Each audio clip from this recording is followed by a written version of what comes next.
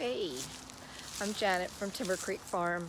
I was recently tagged in a video by Amy Fewell from the Fewell Homestead, and she wanted me to talk to you about our homestead goals for 2020 here on our property. So our first and biggest goal is the area behind me. It used to be our horse fields, and we had 2 fields with 2 run-in shelters. In the last few years, we've been using it for our pig breeding and raising, and the pigs are older now. They're not producing as many piglets as often, and they don't need all the space any longer as they're getting older. And I am planning to take over some of that space to increase our sheep paddocks. We don't have large pastures here at Timber Creek Farm. We are a wooded farm. What we do have, though, is clearings that we can fence and use for some grazing, and also just more room for them to move around while they eat hay. It's a healthier existence.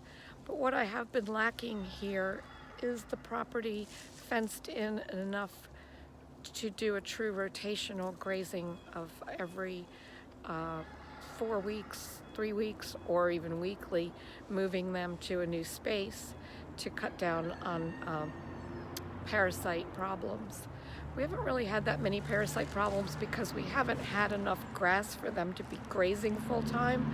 So usually just keeping them in the barn paddock for a certain amount of time helps to cut down on the amount of parasites they're exposed to. But the more that they are outside with grass growing or other greens growing that they're grazing on, the higher the chances are that they're going to have parasite problems. Our flock has slowly enlarged from 3 sheep to a current 9. I am not sure that it's going to expand any further, but there's always that possibility. This is the space. It's approximately 2 times bigger than what they currently have, so I'm planning on doing 2 different paddocks over here.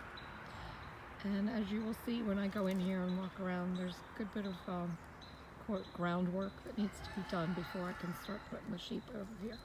Job is to take down all the existing fencing that isn't usable, which is probably 95% of it, and get the livestock panels put up. Okay, so I'm back in the house, continuing on with my goals for 2020 for our homestead. And my next goal that I want to go over with you is what I called, I'm going to expand the focus. The focus of our farm's business has been wool and wool products from our own flock. I've also sold for other farmers, other small flock owners, to help them get exposure for their yarns and get them sold for them.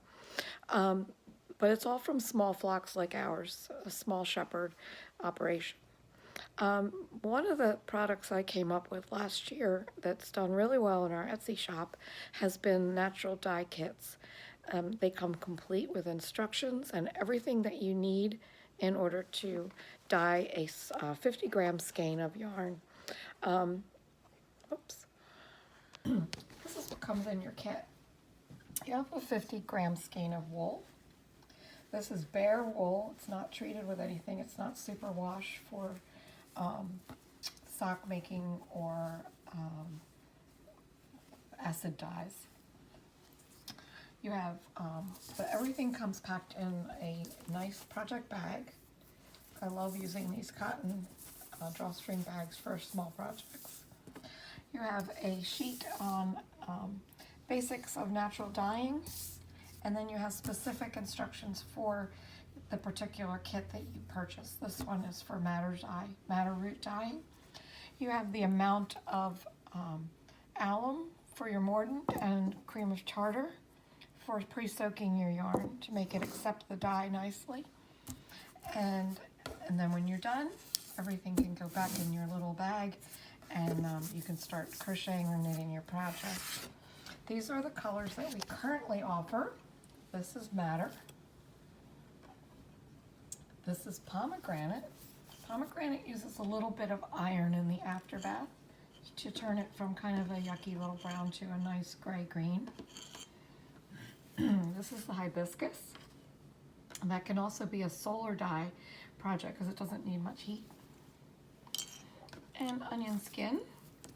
Onion Skin can create any versions of golds to yellows, soft to dark, depending on how much onion skin you use, the colors of the onion skin, and how long you let it sit in the dye bath. And for my third goal for 2020 is to increase the amount of produce that we can grow in our raised beds here at our house. We used to try to garden down at the barnyard area, and frankly, even with the amount of compost we have, the base soil that we have down there is not a good growing medium unless the pigs have been in there. So also with our empty nest now and just being my husband and I, we don't need as much garden produce as we did when we had our family growing up. One of the things that happened last year is we took our raised beds and upped the game a little. The original raised bed that we had was here. This one for a number of years, but we took out a lot of the old dirt and added a lot of new organic material and fresh topsoil. I have winter curly kale growing in here right now, and a patch of radishes, which are not doing that well. Over here we put in all new raised beds, and they did phenomenal last year. So what I want to do this year, well, obviously we are in the winter mess mode right now, but these beds are going to be used again. Probably add some more organic material. I've got greens growing still, more kale. Over here, that bed up there did really well, but it's in the shade of a big tree. This area down here I dug up and just used it on the ground. We just added soil to the top. And I have my garlic in here this winter, and I put straw over it like 3 times, but the weather has been so warm that the garlic is just popping right up through the thick straw.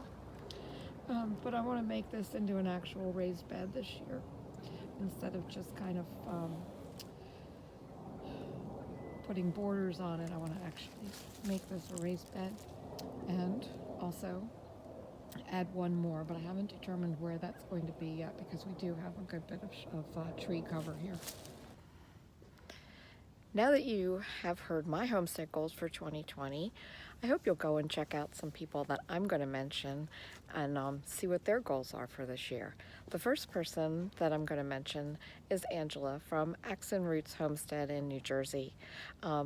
Just check out all the fun animals that Angela has on her homestead and their historic property. I think you're going to love visiting with her on a regular basis. The second person is my friend Wendy from Bushel and a Peck farm. That's Bushel and a Peck farm. She's here on YouTube also. I would really love it if you would go and visit with her and see what she's going to be up to. She's got some really fun ideas coming up for you. And third is my friend Ashley at our Barnyard Life. And I'm going to put all of their links in the description section below. And Ashley has the most fun animals that you're ever going to encounter. She and her husband have a great place down in the North Carolinas, and the alpacas are just to die for. And I can tell you for a fact that that fleece is so soft. So please go and give my friends a friendly hello, and tell them that you're here because I mentioned them in my video. And please go and see Amy at the Fewell Homestead because she's the one who started this whole thing for me. And I hope you'll come back soon. I'm hoping to get more YouTube videos up this year, and I'd love to get to know you better. Thanks so much.